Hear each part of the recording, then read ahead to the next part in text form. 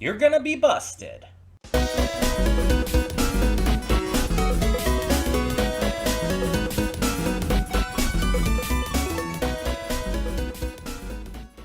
Hey everyone, welcome to Princess of Gay. I'm your host Connie, and today we are here with my blind reaction to episode 3 of Phineas and Ferb season 5. So we're here with another episode, and it's been good so far. I've been enjoying this. We've already had a pretty notable cameo for a guest star here. So hopefully we get a lot more of that, and hopefully the stories just continue to be pretty dang good. A lot of this it just feels very classic Phineas and Ferb, and that's what I was kind of hoping for with this. I just wanted it to kind of remind me of the old days. Just something to have fun with and everything, you know? Cuz sometimes it's good to just have a show you can just sit and vibe to. Doesn't have to be anything like big and spectacular, just something fun. And I think that this scratches that itch for me. Excuse me. I opened my mouth to speak and a burp came out. Anyway.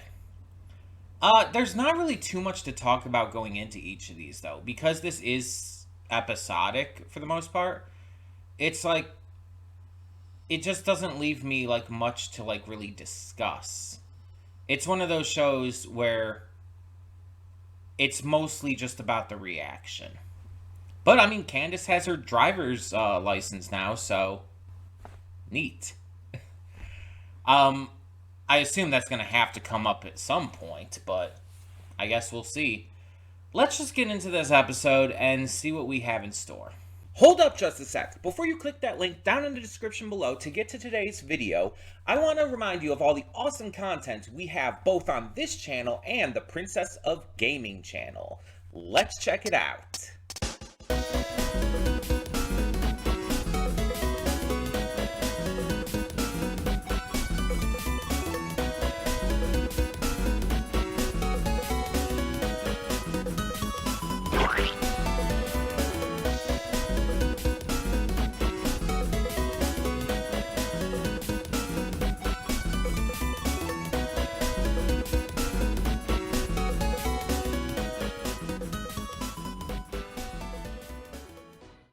And we are back, and we'll begin with spoilers in 3, 2, 1, now. So this was, another really fun set of segments here. Like I said in the pre-thoughts, though, I feel like there's not a huge amount to talk about because it is so episodic, and it's like kind of the same formula for the most part every time. So our first segment here, Phineas and Ferb create a circular perpetual motion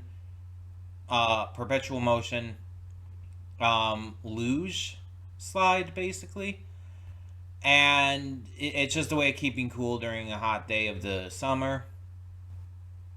Okay, Candace tries to follow them to prove herself right, even gets on the news initially, and Doof is doing shit with oil because he is being super petty about his past. And it all kind of comes to a head, as always, with the oil like interfering with everything and ending up in a salad. Candace gets overshadowed on the news by a tortoise, and the luge wheel melts in the sun. So yeah, not too much like to talk about with it. It was fairly simple. But then we had the second segment, and this one was more interesting, I'll give it that. So, one, we find out that Candace and Doof both have the same psychiatrist, which they're both going to therapy for, what's been going on in their lives and everything, which it makes a very big point in the episode of noting how therapy is something to be, encouraged. With even Major Monogram talking about like how Doof being in therapy is a good thing, and it's like we support this, like this is a great idea and all. But just, check to make sure his therapist isn't also evil.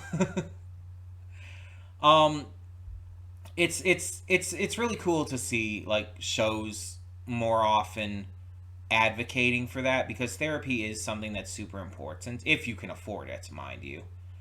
But yeah, it's something that a lot of people should encourage in the world and not look down on.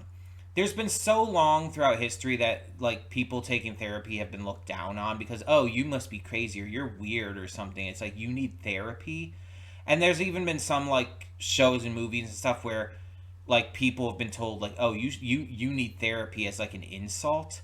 And it's like it's just I'm so glad we're kind of moving past that, because it's really gross and kind of fucked up to use that in that way.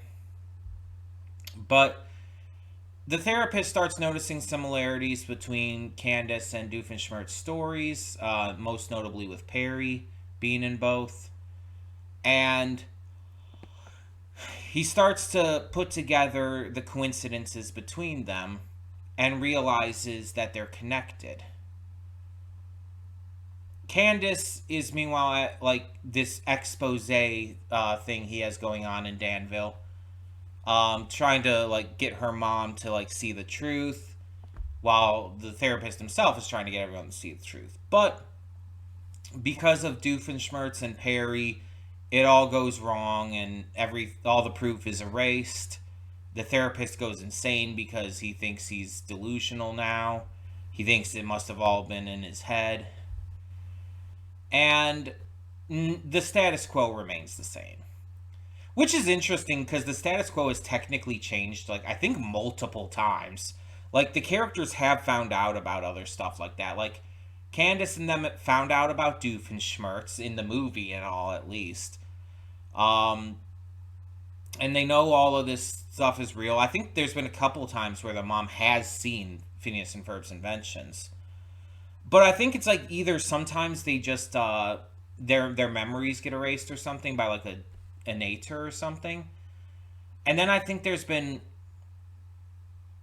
I think maybe there's been occasions where they just kind of ignore that and choose to move on. Um because it's very episodic and it can do that, but here we see it's like this guy pretty much figured everything out. I don't really agree with Major Monogram that he was going to expose them and everything to that high of a degree, but I think he was just going to like showcase that the stuff happening with Doofenshmirtz and the stuff happening with Candace were directly correlated, and all this shit was really going down. The only thing related to the agency that he had was just about Perry. I don't even think he knew necessarily about the agency itself, unless Doofenshmirtz said something about that. I don't know. But yeah, it was very interesting seeing how he got like not just close, but got it pretty much spot on, and it still ended up just not working in the end.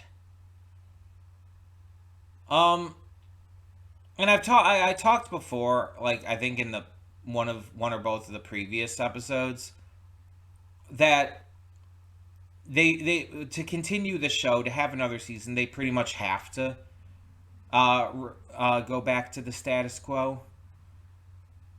Even though things have like in the past very obviously changed and everything, it's just a way for them to be able to continue with the formula, because that's what this show is. And it's like, I know some people are like saying, but they could just like kind of abandon that formula or change it or whatnot. It's like it wouldn't work as well. It wouldn't. The humor and everything is like kind of intrinsically tied to that formula, and that's what people love about Phineas and Ferb. And the fact that you can jump in at any episode and you don't even have to worry about like worrying about an ongoing story or narrative or anything helps as well. It's definitely gotta be this way. Um, as much as we would like to see the status quo change, this is the kind of show where it needs to remain the same. This isn't like Miraculous, where it's like, no, it just remains the same because the writers want to keep stretching it out as long as possible and refuse to actually let anything properly, progress. Miraculous is the show that needed to change like really early and just refused to do so. Um, but yeah, this is a show where it needs to stay the same. At least for the most part. There can be like slight changes here and there, slight updates and everything, but the general idea of it has to remain as it is. So I'm fine with like nothing being revealed at all. It's still the fun of it. And I hope to continue to enjoy this as we go. Again, this series is more like a fun series. It's more like about the humor and the just casual enjoyment. So for now, thank you so much for tuning in. Let me know your thoughts down below. I'm Connie and I'm signing off. See y'all next time.